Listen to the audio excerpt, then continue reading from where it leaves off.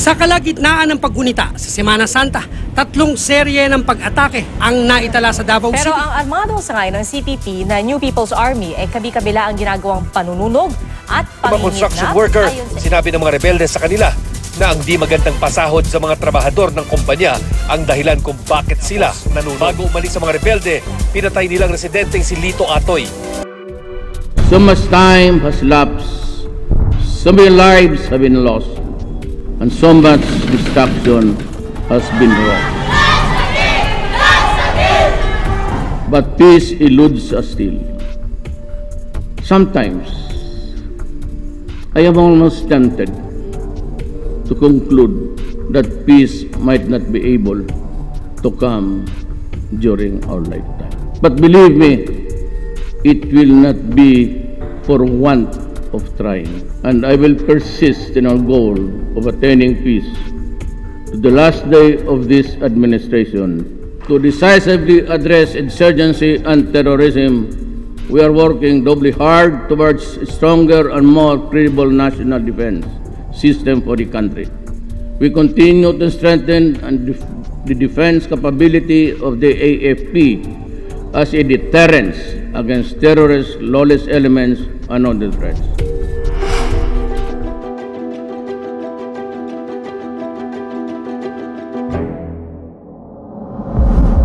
Mahigit 50 taon nang nilalabanan ng pamahalaan ang mga communist groups. Nagkaroon ng mga tagumpay laban sa mga communist groups sa administrasyon ng 5 naging presidente ng bansa sa pamamagitan ng peace talks. Subalit tila malaking hamon pa rin sa pamahalaan ang CPP, NPA, NDF. Insurgency, as we say, for 51 years, yun yung naging problema natin. Because there is a group of people who is trying to overthrow the government with the use of force. Communist Party of the Philippines, New People's Army, and the National Democratic Front, because they want to subvert the whole country and institute a communist form of government. How do they do that? Well, simply by deceiving the people, exploiting issues, and recruiting people to join their movement. Ang Department of the Interior and Local Government sa pamumuno ni Secretary Eduardo M. Anyo ay naniniwalang ang pamahalaan ay hindi nagkulang sa paggamit ng mapayapang paraan upang matuldukan na ang problemang dulot ng insurgency. Ang trabaho talaga ng ating pamahalaan is to ensure na protected ang ating mga tao, gamitin ang lahat ng mga instrumentalities para maibigay mo yung services, yung freedom, justice, at maproteksyonan ang mga Bill of Rights ng Filipino citizens. Nang pumasok ang kasalukuyang administrasyon, ipinangako ni Pangulong Rodrigo Duterte na sisikapin niyang mapaunlad ang Pilipinas at isang paraan dito ay ang pagsugpo ng insurgency. Ayon kay Cabinet Secretary Carlo Nograles, naniniwala ang Pangulong Duterte na ang paglaban sa communist terrorist group ay kailangan ng mas malakas na pagpapatupad ng batas sa pamamagitan ng pagsama-samang kooperasyon mula sa barangay leaders, local government units, military, at ang national government.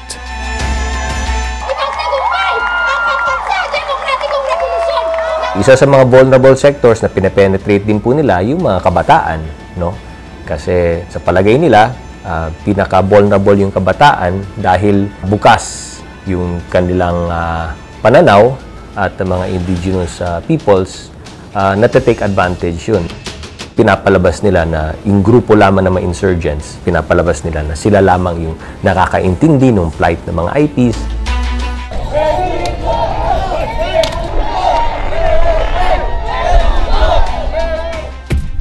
More than 50 years, almost 7 beses tayo nakipag-usap sa CPP-NPA, pero ito pa rin yung problema natin. Ang lahat ng problema na dinadanas natin yan, effect ng insurgency. Yung ating, for example, ay ating development. Hindi tayo makapag-full swing ng development dahil Maraming areas sa ating bansa ang hindi fully ma-develop dahil may presensya ang armado o New People's Army at tinatakot yung mga ating mga investors.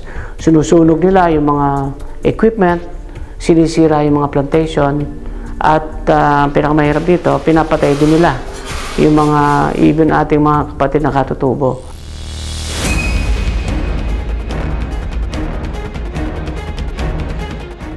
President Rodrigo Duterte orders the creation of a national task force to end local communist armed conflict.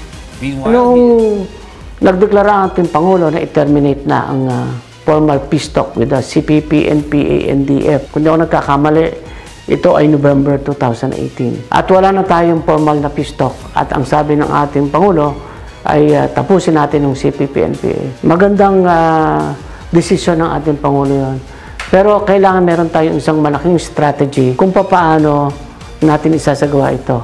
Kaya dito nabuo yung Executive Order 70, yung whole of nation approach and whole of government approach. The LGUs, the local chief executives, the governors, the mayors, the barangay captains are the ones leading our effort to finish the communist insurgency. With also other agencies na kasama sa task force. Ito ay halimbawa, ang DA, ang DSWD, ang DAR, ang DENR, ang DPWH, lahat sila ngayon ay part ng mga task forces. At ang ating sa pinakaibabang level, yung tinatawag nating RCSP. So ito yung convergence na tinatawag natin. Ang ginawa ni Pangulong Duterte under sa EO na to ay pinagsama niya. Tapos, kasama rin doon yung cabinet officer. So, nag-uusap-usap sa isang malaking forum or sa isang malaking meeting or grupo, yung RDC, yung RPOC, pati yung cabinet officer in charge. We cannot have peace and order if there is no socio-economic development. We cannot have socio-economic development kung wala tayong peace and order. So, pinagsama ang lahat ng yun. Sa pamamagitan ng pagbuo ng EO70, nagsama-sama ang lahat ng sangay ng pamahalaan at local government units upang ipatupad ang mandato ng End Local Communist Armed Conflict. On the part of DBM, we ensure that all member agencies receive their budgets pursuant to their mandate. Nakita ng Presidente at ng Gabinete na mas effective yung whole of nation approach and the national government working out and trying to find solution to these problems with the help and cooperation and participation of the local government units. Marami na kaming nagawa na mga projects in line with the mandate ng Executive Order 70. At dito, ang TESDA ang head ng Poverty Reduction, Livelihood and Employment Cluster. Marami na kami na-train na IPs, mga former rebels. Our people have been used to it for a very long time. And I believe this is one particular moment of our history that we are given the chance to work together, fight and finish this insurgency. This is not just for the present generation but for the future generation.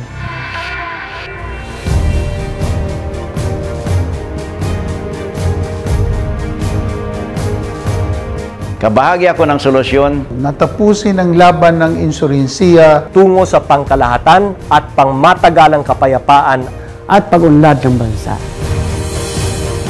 Panahon na upang ang mahigit 1 milyong Pilipino ay gumising at magtulungan sa pangunguna ng pamahalaan para tigilan na ang problema ng insurhensya. Sa pagkumbinse sa mga naiba ng landas na bumalik at sama-sama tungo sa tunay na kapayapaan at kaunlaran.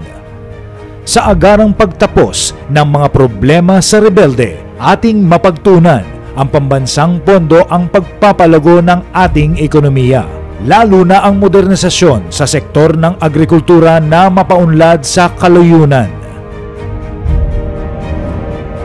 Upang tuluyan ng magtapos ang digmaang ito.